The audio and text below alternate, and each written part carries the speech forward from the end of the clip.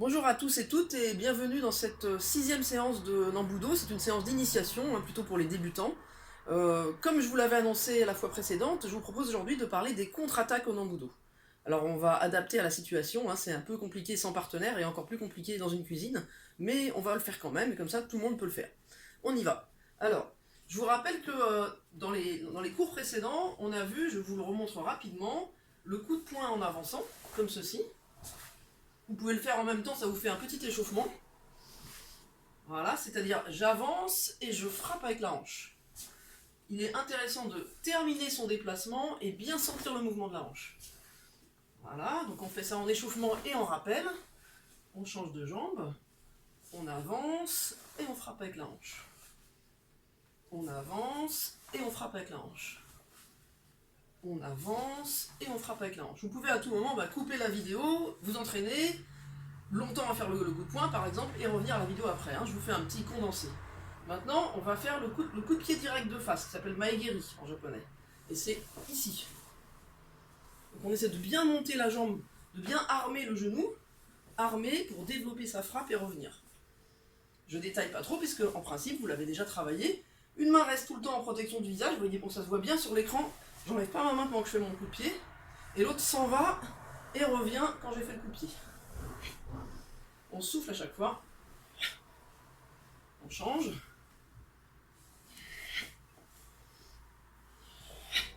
On souffle bien.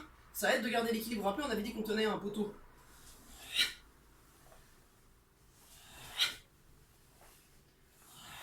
Voilà. Et un petit rappel sur le coup de pied circulaire, qui est le dernier qu'on a vu, qui est un peu plus difficile. Et là, il faut bien tourner sur le côté et réarmer sur le côté. Il faut bien armer sur le côté. Armer, tourner. Voilà. Et on change.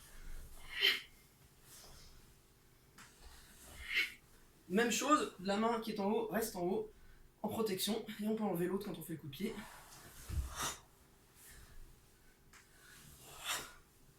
Très bien. Et on a vu les esquives. Vous vous rappelez, il y avait l'esquive d'un coup de poing et l'esquive d'un coup de pied. Je vous le refais. L'esquive d'un coup de poing. Pardon, d'un coup de pied, c'était ça. Et l'esquive d'un coup de poing. Voilà. Et là, on va passer aux choses sérieuses, pratiquant à deux contre-attaques. Alors, je vous présente le partenaire que je me suis fabriqué. Un chariot de course, un porte-manteau, un balai. Voilà. Et vous allez voir, ça fonctionne très bien. Alors, première possibilité, des contre-attaques de points. Vous vous rappelez que, théoriquement, mon partenaire avance sur moi. Donc quand mon partenaire avance sur moi, je vais sur le côté, je fais mon esquive latérale. Comme là, il n'avance pas sur moi, je fais mon esquive en avançant un petit peu vers lui pour être à la bonne distance. D'accord? Je m'adapte à la situation. Et là, je suis en garde. Je fais mon esquive haute, parce que j'estime qu'il m'a attaqué plutôt vers le haut.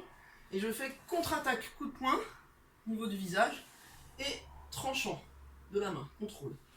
On recommence. Esquive, vous vous rappelez, on dit là-bas dehors, la sortie derrière. Si vous êtes là, vous êtes tout faux. Là-bas, c'est derrière vous, la sortie derrière vous. Et 1, 2. Et on recommence. Esquive, 1, 2. Toujours avec l'idée de se servir des hanches. Sur l'esquive, les hanches. Sur la contre-attaque, frappe de poing. Et sur le contrôle, aussi avec les hanches. Esquive, la jambe avant reste pliée, la jambe arrière tendue.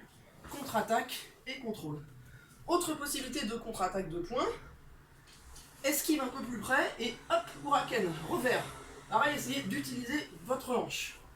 Donc on le refait, esquive et hop, frappe. Esquive et hop, frappe du poing avant. Encore une autre possibilité, esquive et frappe en bas au niveau du ventre. Je vous montre, c'est ça. La main elle est dans ce sens-là et fermée. Et la protection.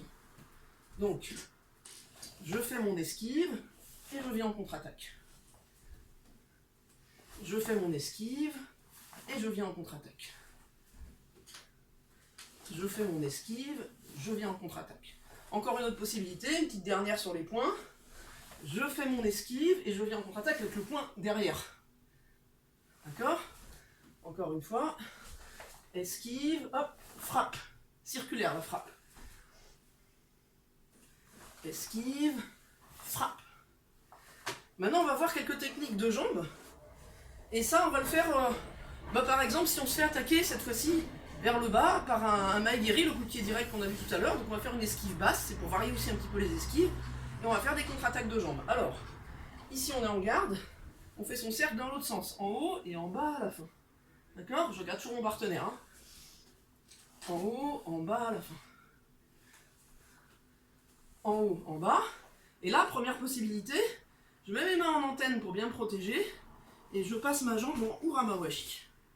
Et je reviens. On le refait. Esquive. Protection avec les mains en antenne. Et je passe la jambe uramawashi. Encore une fois. Esquive. Protection. Uramawashi. Encore une fois. Esquive. Protection. Uramawashi. Autre possibilité. Un coup de pied de côté. De côté. Alors je vais juste mettre mon partenaire dans ce sens-là pour que vous voyez mieux ce que je fais, sinon ce sera compliqué pour vous montrer. Donc je fais mon esquive, par exemple mon esquive basse, mais peu importe.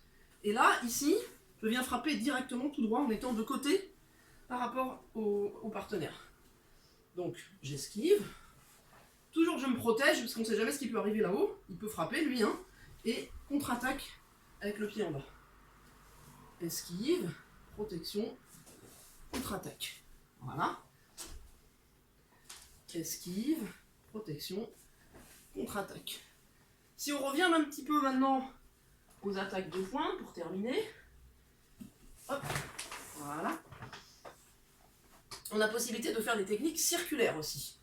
Alors par exemple, esquive haute, je tourne sur ma jambe avant, et là, hop, je contre-attaque en frappe ici. Je vous le remontre, c'est un petit peu plus compliqué ça. Donc, je fais mon esquive, ma jambe avant me sert de pivot, regardez, hop, je tourne, je vous le décompose, je pose, et je contre-attaque. Il faut arriver à se replacer le plus vers le partenaire possible. Donc il faut esquiver pas mal sur le côté, on tourne, on se place, et on frappe. En fait, le choix de votre contre-attaque, de pied, de poing, après il y aura des balayages, etc., va dépendre de la distance d'esquive que vous avez choisie ou que vous avez dans l'urgence réussi à prendre. Si par exemple vous êtes arrivé tout près de votre partenaire, tout près, ça va être beaucoup plus simple de faire ce coup de poing en bas là qu'on a montré tout à l'heure, celui-là, d'accord? Si au contraire, en vous sauvant rapidement, hop, vous êtes parti loin, ça va être plus simple de faire celui-là. Si vous êtes sur un niveau intermédiaire, peut-être vous allez choisir celui qu'on a vu tout à l'heure. Voilà, dans les prochaines séances, on verra peut-être d'autres formes de balayage, ou alors, de contre-attaque, dont les balayages, ou alors autre chose, on verra, ce sera la surprise. Merci beaucoup de votre attention et de votre travail, et bravo!